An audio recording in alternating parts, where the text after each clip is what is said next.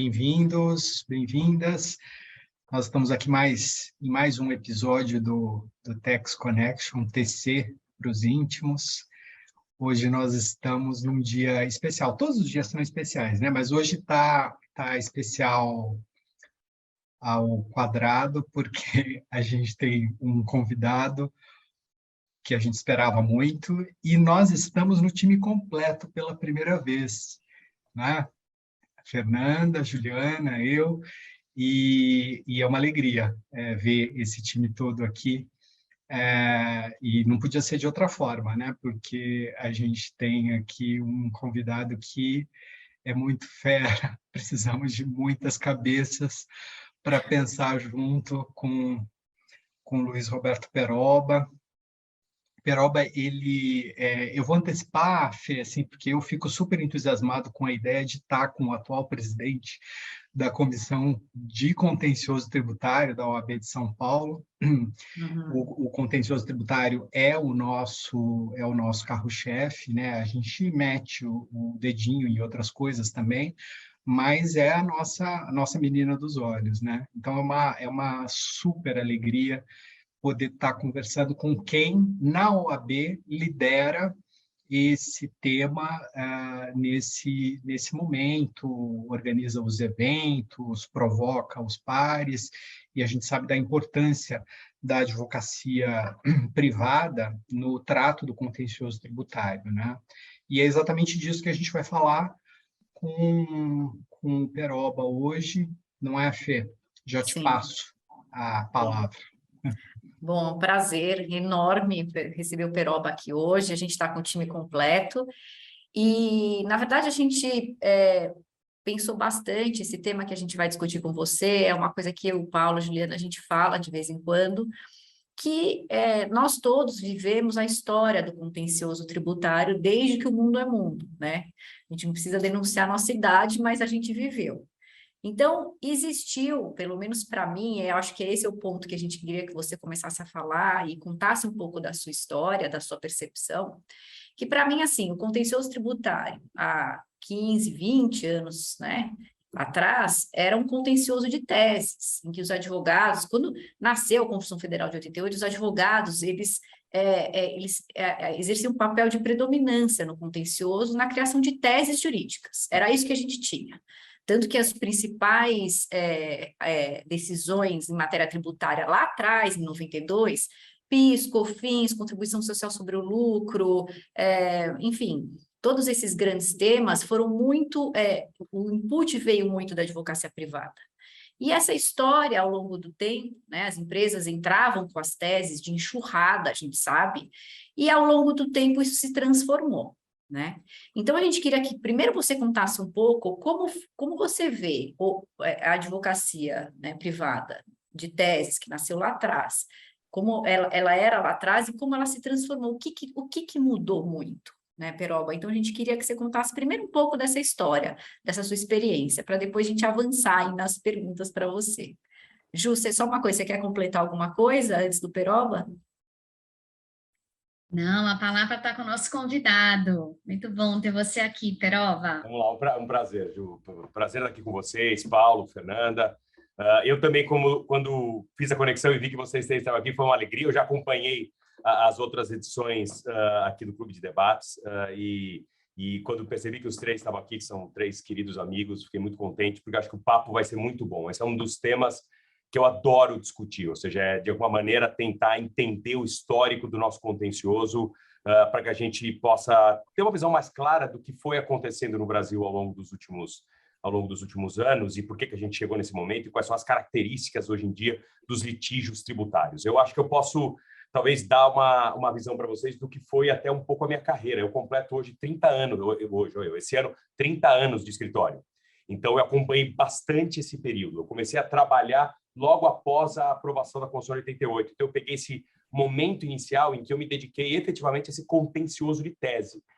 Fernanda, como você estava dizendo, o Brasil, acho que nem tinha isso até aquele momento. A aprovação da Constituição e aquelas primeiras disputas, de alguma maneira, geraram essa ideia de que era possível se acessar o judiciário no Brasil de maneira razoavelmente barata, e isso foi o que eu acho que impulsionou uma série de disputas. Eu acho que tem um aspecto muito relevante que foi o judiciário, em algumas situações iniciais, ali dar ganho de causa para os contribuintes.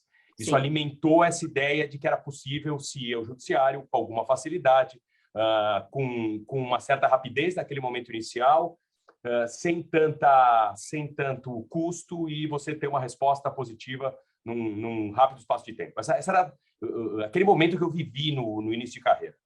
E os advogados foram se dedicando a esse tipo de atividade, ou seja, o negócio foi se multiplicando e a gente passou a ter vários escritórios tratando desses assuntos. O nosso foi um dos primeiros que lidava com essas questões de tese tributária, eu me lembro muito aquela época, mas o negócio foi se multiplicando rapidamente e o tamanho que isso acabou gerando no Brasil era muito grande. E é curioso, e essa divisão que eu vou fazer aqui para o segundo momento onde eu passei a viver isso, até mesmo como profissional, foi o momento em que só as teses tributárias, ou só a disputa de tese tributária não era mais suficiente. Acho que a economia do Brasil mudou.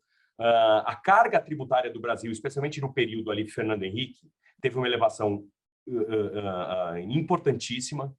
Os valores que passaram a ser discutidos passaram a ser muito mais relevantes. As penalidades também tiveram um determinado acréscimo no Brasil, então as multas aplicadas e os juros passaram a ser muito altos. Então, os valores envolvidos na área tributária passaram a ser muito relevantes.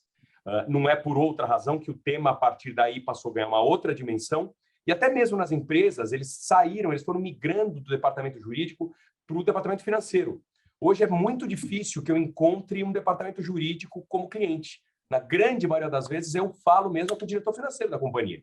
E posso estar falando aqui da metade da minha carreira, assim, depois de 15 anos, essas coisas começaram a mudar com uma certa importância, a ponto da gente aqui no escritório realmente começar a ter uma concentração, e aí eu vou só mencionar isso para encerrar aqui minha fala inicial, passou a ter uma certa concentração em entender os aspectos econômicos da disputa judicial e mesmo, acho que, os aspectos contábeis.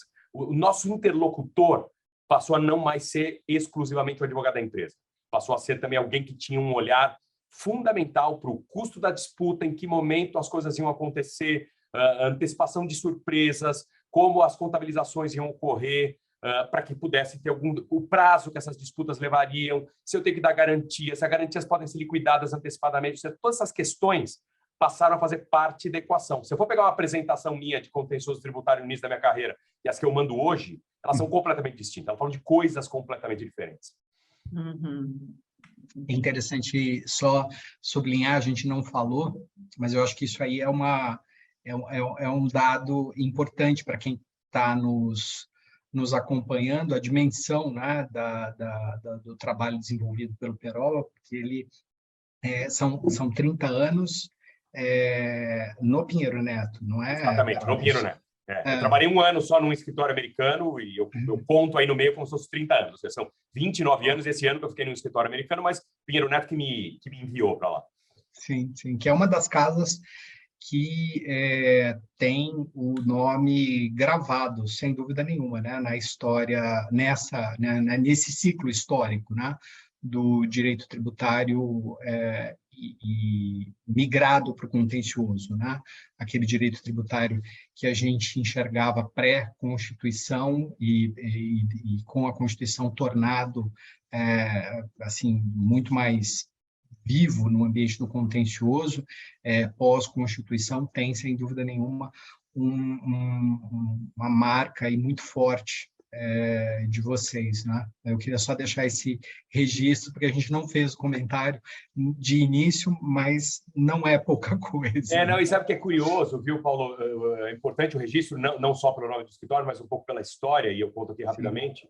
O escritório completa esse ano 80 anos, ou seja, eu vivi aí os 30 últimos dessa história de 80 anos, mas a área tributária teve um desenvolvimento muito especial aqui, porque, de fato, a gente teve como sócio, em algum momento, o Rubens Gomes de Souza, que, inclusive, deu nome ao escritório. E, a partir dali, de fato, a gente teve um desenvolvimento na área muito grande, era grande referência na área, o autor do Código Tributário Nacional. A gente, em algum momento que o Código completou aniversário, até fiz aqui uma coleta de todo o material que a gente tem muitos projetos de código para os vários estados e municípios que ele se dedicou naquela época ainda trabalhando aqui no escritório. Então, com isso, claro, tinha ali uma sementinha muito bem plantada que todos os sócios depois acabaram desenvolvendo, mas a gente tem uma história com o direito tributário no escritório já de bastante tempo. Sim, e só lembrando que o Rubens Gomes de Souza foi convidado para ser ministro do Supremo e ele disse, não posso, porque eu estou fazendo um código. Ele se vinculou de corpo e alma com essa história, né? Exatamente isso. Mas eu queria, não sei se vocês querem fazer uma pergunta, mas aí ele falando me veio na cabeça a seguinte pergunta. Você falou assim, quando você apresentava o escritório contencioso lá atrás, era uma apresentação. Depois passou a ser uma outra apresentação com foco em todos esses microproblemas, que na verdade são os problemas que tocam o departamento financeiro das empresas. E por isso que isso migrou, né? A decisão sobre litigar ou não migrou do jurídico para o financeiro. Eu quero depois explorar um pouco melhor isso.